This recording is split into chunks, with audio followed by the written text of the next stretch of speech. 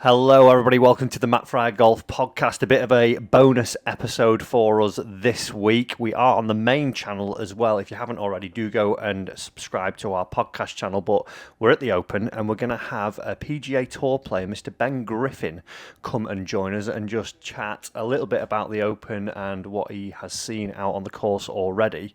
So without further ado, we're going to get Ben in and talk a little bit about the Open and what he's going to be doing for the rest of the week. So how many followers have you got on TikTok? I think, are we starting? We're already in. We're rolling. We're just gone in straight there because you're talking interesting stuff there. I think I have just about 90,000 followers. That's good. Yeah. That's really good. Yeah. How long have you been doing that? About a year. And what, just all golf? No, it's just kind of behind the scenes stuff, like what a day in my life's like. Can be golf related, can be travel related, it could be what I do at home, like just random little videos that I think people might think are interesting. That's cool. Why did you start that then?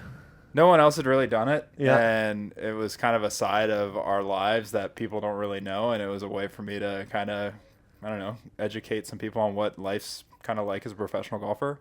So I'll show a lot of the golf side, show a lot of the other stuff that people may not see, and kind of maybe bring people inside the ropes a little bit to see what kind of I'm thinking from time to time, whether it's during a tournament round or preparation.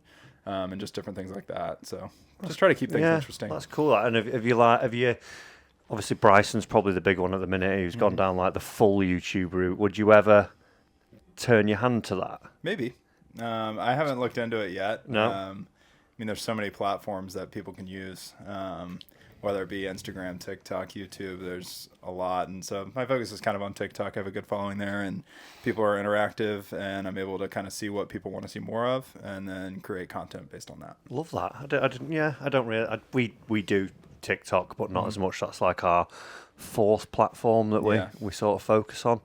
But do you ever get in the doom scroll? What's your guilty pleasure on the doom scroll? What's that? The doom? Oh, like when I'm scrolling through TikTok. I actually don't use TikTok.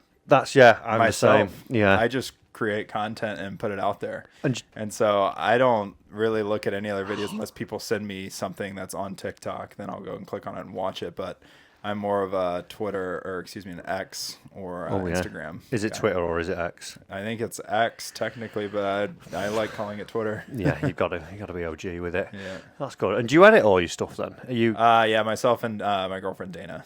She does a lot of the stuff behind the scenes too. Right. To make it easier for me, so I can focus on golf, but still be able to put out content. That's perfect. Have you done any like playing videos on YouTube yet? No, I haven't posted anything on YouTube before. Have you been on anyone else's channel? Wesley Bryan Brothers. Oh, yeah. I did a 9-hole practice round match, which was interesting because it's a practice round. So yeah, I'm not really trying to play a match, but we created content out of that. I think it got a decent amount of views, so nice. It's good for him. We have one on our channel. I've had a few like major champs on it and stuff. Graham McDowell, Luke Donald's been on. It's called the 30-shot challenge. You get 30 shots to get around 9 holes. How far around the front 9 of Troon do you think you could get with 30 shots? Depends on the wind. Hopefully all the way through 9 holes, though. Do you reckon? Hopefully. Yeah. That's, 5 under? 6 under? 9 holes? Is it 36 front? I think it is. Something like that. It might be 35, actually. I think it is. You're right. So I think on a calm day, I feel comfortable making 5 birdies. I like that. Yeah. And at least somewhere on the 9th hole. Yeah. Got to be at least under par. That's brilliant. That we'll have to get you on and do that and see somewhere where you could do it. But getting stuck into a bit of open stuff. How have you found the course? Been here long, or when did you arrive? I arrived on Sunday night. Played Open. 9 holes yesterday. Played 9 holes today. So I've seen the full course so far. It's good. It's like links golf over here. A lot of it's kind of conditions related. What are the elements? What's the weather like? So on a calm day, it can play pretty easy. I mean, I say easy for us, which would be, trying to shoot something in the mid to upper 60s, whereas a windy day or rain or whatnot, you're trying to just keep it around par or maybe sneak a couple birdies. So, today I played the front 9 and it was all predominantly downwind. So a lot of the holes were irons off the tee and wedges in. So holes like those, you're trying to make more birdies. Trying to keep it out of the bunkers, though, as well, because the ball's going to release a lot more downwind. So it has a better chance of getting to some of the pop bunkers and Into the wind, it may only roll 10 yards, 5 or 10 yards in these fairways. Downwind, it's going to roll 50. So just getting a feel for how the conditions are playing, what the wind's kind of doing. But every day is going to be different. There's predominantly going to be a southerly wind this week, which means the front nine's not going to play as downwind. And the predominant wind here, the front nine plays down, the back nine's into. Yeah. And the back nine's very difficult. So into the wind, back nine is going to be very tough, and I think Sunday's forecast may have a chance for that in the afternoon. So some of those late groups are going to be tough. So I don't know. Yeah. There could be a strategy to where you want to be one of the mid groups and just post a number and let people battle it out if the winds get really high and it's into. But obviously, I think anyone would prefer to be around contention going into the back nine. So it'll be interesting to see how things play out. So with the winds being not the correct way, as it were, now. When you go out and practice, will that go into your planning as you go out there? Obviously, let's say, what did you hit off the first? I hit a 6 iron. I was going to say about and 6 iron. The bunker off the tee was 254 yards, and Dean Burmester, another guy I played with, he hit 6 iron into that bunker. So just to give you an idea, 6 iron for myself and him are probably, he's in meters, but in yards, he'd probably be about 205 yards with a 6 iron. I'm just probably a couple yards less than that. I'm a little over 200. So for perspective, I mean, a 6 iron going 255 yards. Yeah, I mean, we're talking downwind, so it's going to fly a little bit further and then roll additionally. So if I were to hit that shot again, I would have hit 7 iron off that tee probably and try to just hit like a higher, softer bouncing one. And that's just with and you think about it, 6 iron's going to have 6,000 spin. Yeah. And it's still rolling 35, 40 yards. So a and driver that's going to have 3,000 spin is going to roll almost double that. It can roll 50, 60 yards. And it's not even burnt out, is it? It looks lush out there at the minute. It was raining when we were playing. So,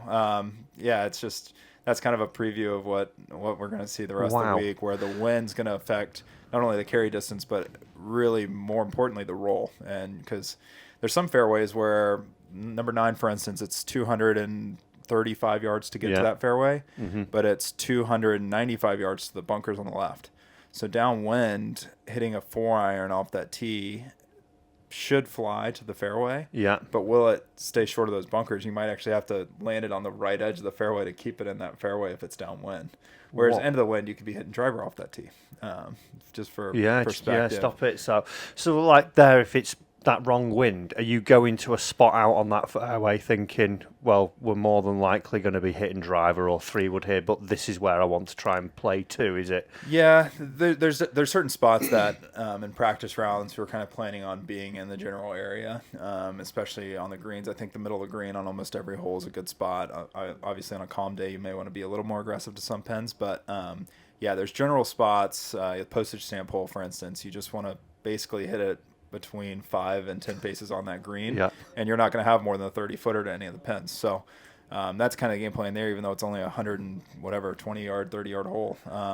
There's general areas, but practice rounds are hard because you don't know what situations you're going to run into by tournament time. You're going to get hit with a different wind, you're going to get hit with a different circumstance, and you're going to there's almost, it's hard to play practice rounds in golf. What's the aim there? Variables. What is your main? Is it recceing the course to understand where the trouble is, because you're playing it in a condition that you're not going to play it in?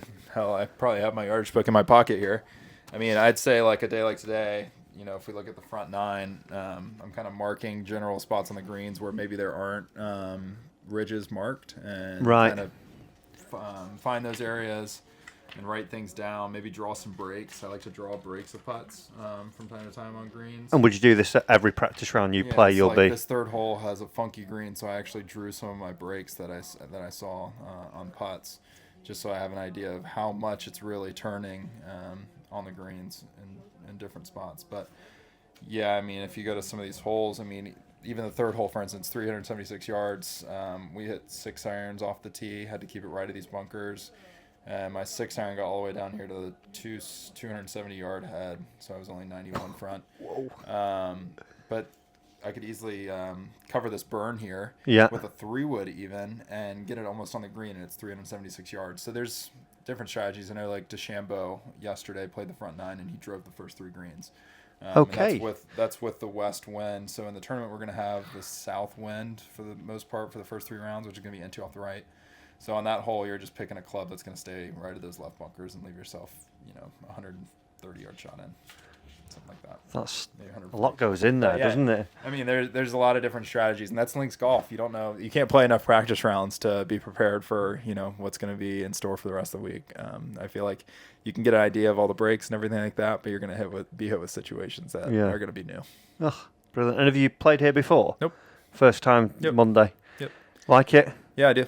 Where does it rank on your major? You played Liverpool last year, didn't you? Yep, I like it more than Hoylake. I've played in 2 PGAs. That's just a different style of golf. I love the links style. No, I've played 2 Scottish Opens. Played, really only one other links golf course other than the last 2 Opens. So I'm kind of new to it, but I enjoy it. I enjoy flighting the ball and hitting different shots and being creative. Yeah, there's a lot of different stuff that you have to learn and do out there.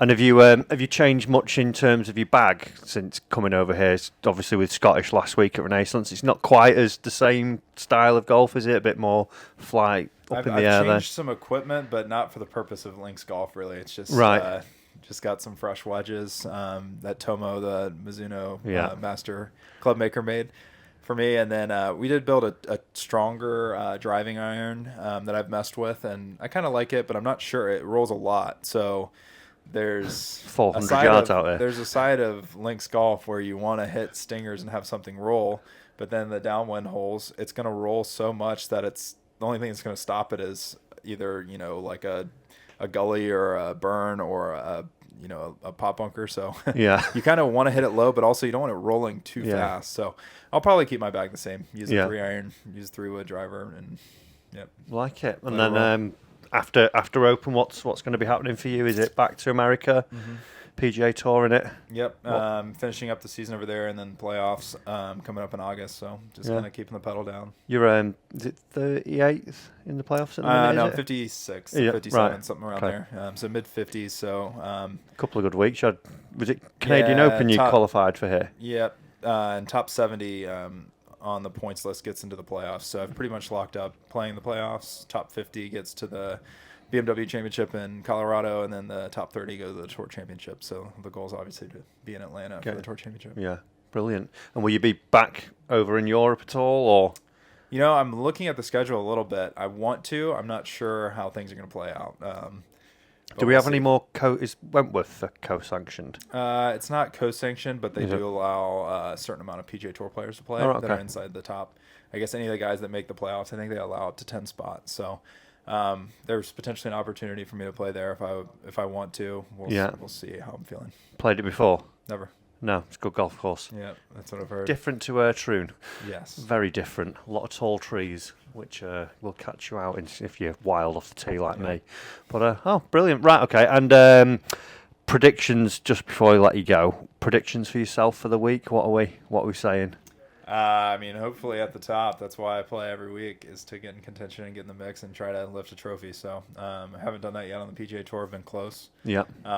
Major championship, it's honestly very similar fields to what I've seen in the past.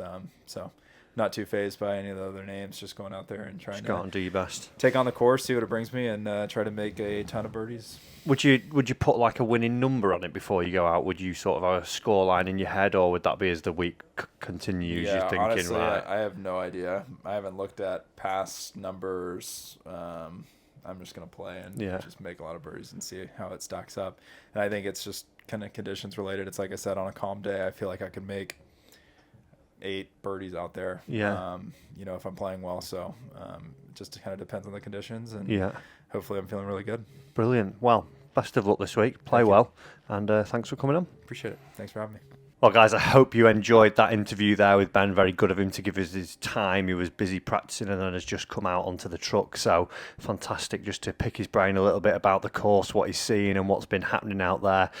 As I said earlier, make sure you have subscribed over on the podcast channel. If you are listening to this as well, leave us a review and make sure you are following the pod. But plenty more coming. We'll have our normal episode with another guest on the podcast channel tomorrow. But until then, we shall see you in another one very soon.